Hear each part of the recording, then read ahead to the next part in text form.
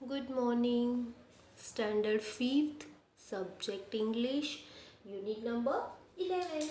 Unit number 11 का part 1 हमने अगले वीडियो में देखा, ट्री और वन देवी वाला।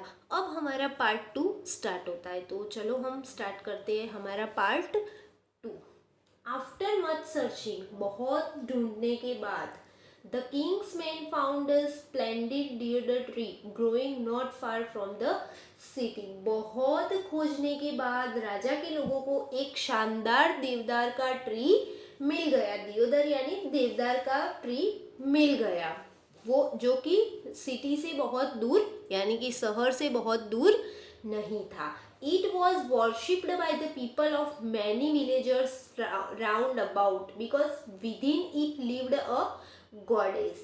बहुत यहाँ कई गांव के लोगों द्वारा पूजा की गई थी, क्योंकि वो लोग मानते थे कि इसके भीतर देवी रहती है। वो लोग क्या मानते थे कि इस वृक्ष के पीछे देवी है, मतलब वृक्ष के अंदर एक देवी है। And it was she was gave to tree as great strength size and beauty. और वो लोग मानते थे कि वो वृक्ष को बहुत सारी ताकत, उसका बड़ा साइज और उसको बहुत ही सुंदर बनाती है। लोग क्या मानते थे कि ट्री के अंदर एक वृक्ष देवी रहती है और वो ही जो वृक्ष है उसको बहुत बड़ा और बहुत ही ब्यूटीफुल बनाता है।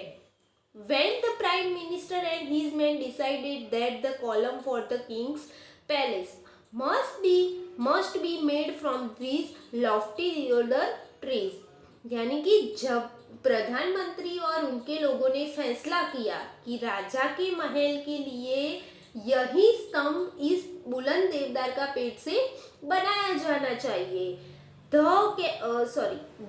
they came with garlands, lamps and music to pay their respect to the goddess inside। तो जब वो बच्चों यहाँ पे थोड़ा मिस्टेक हो गई, फिर से। When the prime minister and his men decided that the column for the king's palace must be made from these lofty deodar tree, यानी कि जब राजा के लोगों ने जब ये डिसाइड किया कि यही वृक्ष से राजा का महल का स्तंभ निर्माण मतलब करना चाहिए। दे केम विथ गार्लैंड्स, तो वो लोग फूलों मालाओं के साथ, लैम्प्स यानी दियों के साथ, and music to pay their respect for the goddess inside. तो मतलब भगवान को, देवी को राजी करने के लिए, उसको उनका सम्मान करने के लिए वो मालाएं, दीपक और संगीत के साथ आए। And to warn her that she must leave her abode, और उनको चेतावनी दी कि उनको उनका निवास स्थान खाली करना पड़ेगा, मतलब उनको उनके निवास स्थान से उठाया जाएगा। Within 7 days it had to be cut to the ground, और 7 ही दिन में, मतलब उन्होंने चेतावनी दी कि 7 ही दिन में आपको जमीन से अलग कर दिया जाएगा, मतलब कि वो वृक्ष को काट दिया जाएगा। जब राजा के लोगों ने ये डिसाइड किया कि हम यही ट्री से राजा के महल का निर्माण करेंगे, तो वो लोगों ने क्या किया, दिए, मालाएं और संगीत के साथ ट्री के सामने आए, उनकी पूजा की और बोला कि आपको आपका निवास स्थान यानी कि आपका जो रहठान है वो 7 डेज में खाली करना होगा, मतलब आपको 7 डेज में काट दिया जाएगा। They lit their lamps and placed them in a circle round the tree। फिर उन्होंने क्या किया कि पेड़ के चारों ओर दिए जलाए और एक राउंड लगाया। They hung their garlands upon the branches, और वो लोग जो मालाओं लाए थे वो उनकी शाखा पर यानी कि डालियों पर लटकाई। Then joining hands some danced and other sang, तो किसी ने हाथ जोड़े, मतलब भगवान को प्रार्थना की, कोई लोग नाचे और कोई लोग गाना गा रहे थे। तो चलो हम देखते हैं कि वो लोग क्या गा रहे थे। With cruel axe we have come to fare your age long home।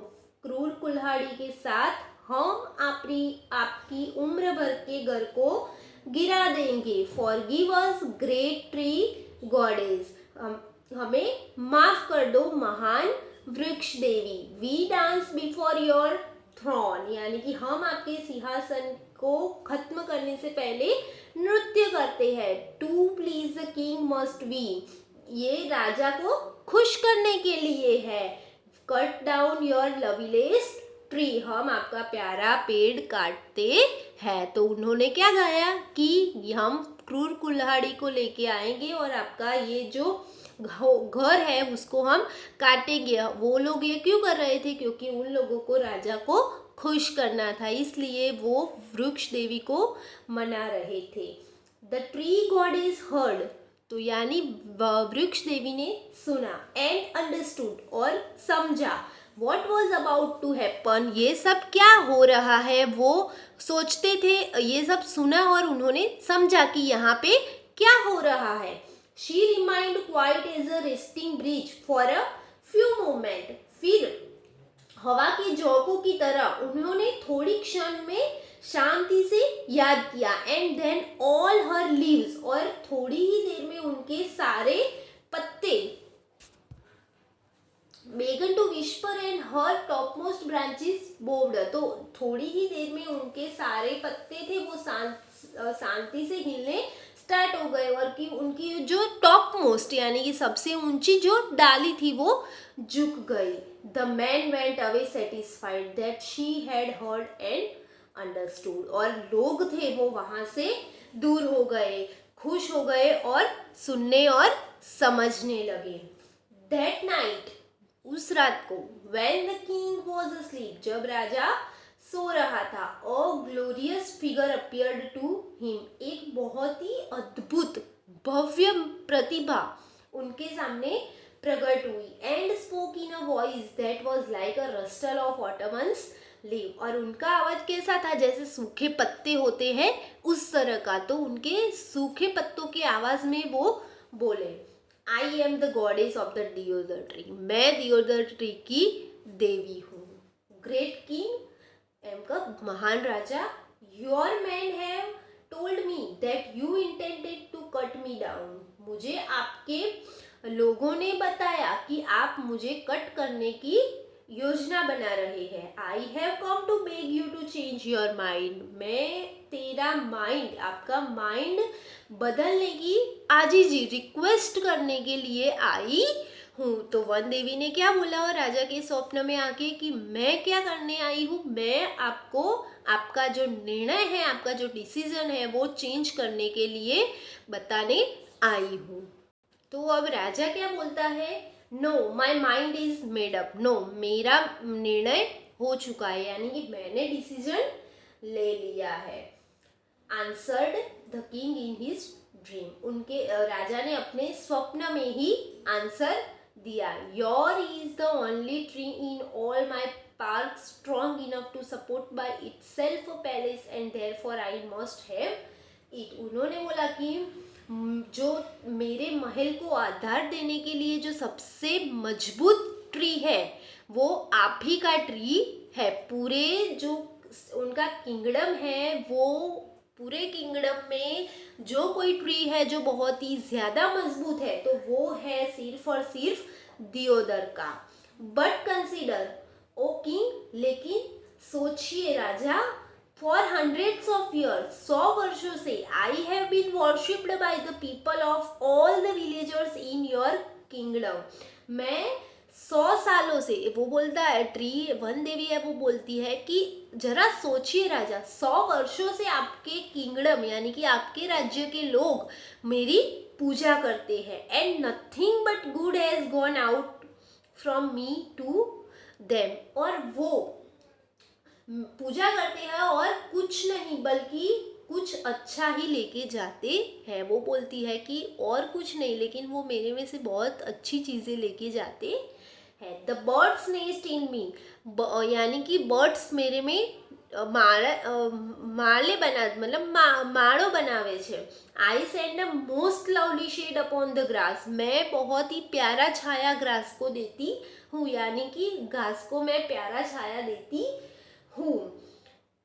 Man rest against my trunk and wild creature रब देमसेल्व्स अगेंस्ट मी, यानी कि लोग मेरे थल के विरुद्ध में आराम करते हैं और जो जंगली प्राणियां हैं वो मेरी ट्रंक पर अपने आप को घिसती है। The earth bless me and send up new plants and herbs under my protective arms, और धरती मेरे पर मुझे आशीर्वाद देती है, यानी कि वो बोलती है कि धरती मुझे आशीर्वाद देती है और मेरी सुरक्षा के नीचे बहुत सारे पौधे लगते हैं, बहुत सारे प्लांट्स उगते हैं।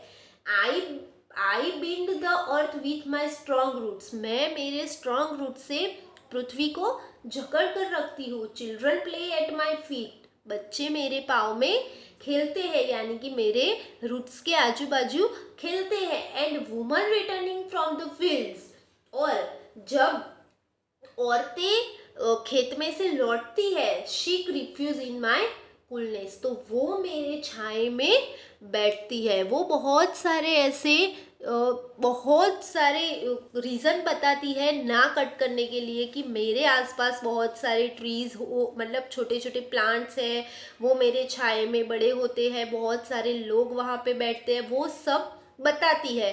अब यहाँ पे हमारा सेकेंड पार्ट फिनिश होता है, तो हम देखते हैं कि पार्ट 3 में राजा क्या डिसीजन लेता है। तो हम देखते हैं पार्ट 3 नेक्स्ट वीडियो में। Thank you.